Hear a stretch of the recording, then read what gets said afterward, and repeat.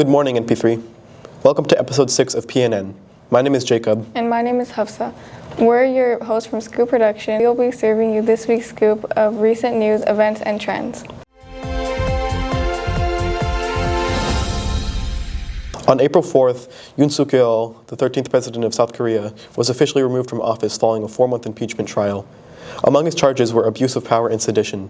The Prime Minister of South Korea, Han Duck-soo, has assumed the role of acting president. Under the South Korean constitution, a presidential election must take place within 60 days of a president's removal, so the country's next presidential election is scheduled for June 3rd. Many Koreans are hopeful for the outcome of the election. In other news, a new version of ChatGPT has been launched that allows users to transform their photos into a Studio Ghibli art style reminiscent of films like Spirited Away and My Neighbor Totoro. However, many people are once again concerned about what this will mean for the future artist.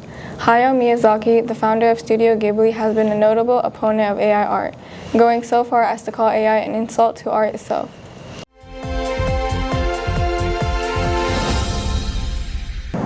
Moving on to national news, higher tariffs on over 50 countries were scheduled to go into effect on April 9th, but they were almost immediately suspended for 90 days. Instead, tariffs on these countries have remained at the minimum rate of 10%.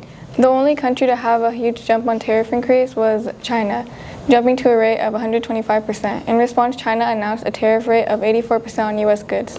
In other news, on April 8th, a federal judge ruled that the White House had to lift access restrictions on the Associated Press news agency.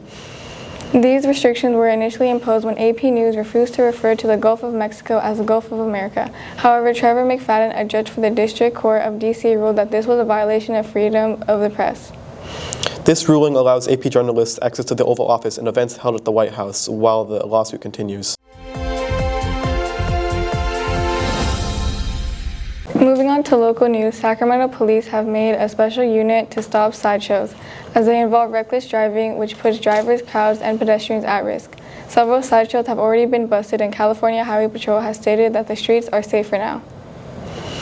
In other news, a new affordable housing complex is coming to downtown Sacramento. It is intended for formerly homeless people who make less than 30% of the area's median income. The total cost of the project is about $31 million, with about $7.8 million covered by city and state loans.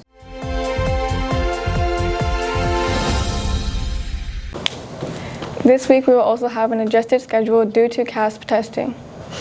Student government will also be hosting a beach-themed rally on this Wednesday. This is a chance to boost your pirate points, so bring your class spirit.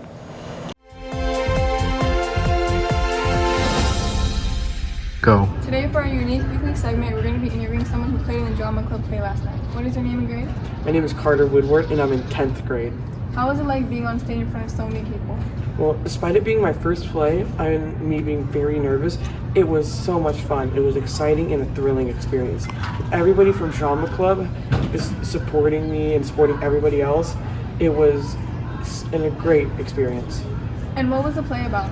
The play was about a squadron set in the 1970s where Lieutenant Moot found not having one of his best days, yet still ending up at the end of the play catching all the crooks and getting his job back after being put on suspension.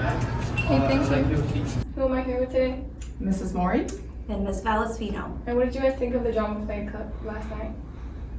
I thought it was fantastic. It was a lot of fun. It kept me entertained the entire evening. It was funny. The actors were phenomenal, and a special shout out also to the set design and all of the behind the scenes crew. Yeah, it was amazing. I love crime, mystery, detective stories, so all of that, and I love comedy, and all my favorite parts. Yes, shout out to the set design and to the actors that's a lot of movement, a lot of actors, a lot of characters interacting, and the professionalism was top notch.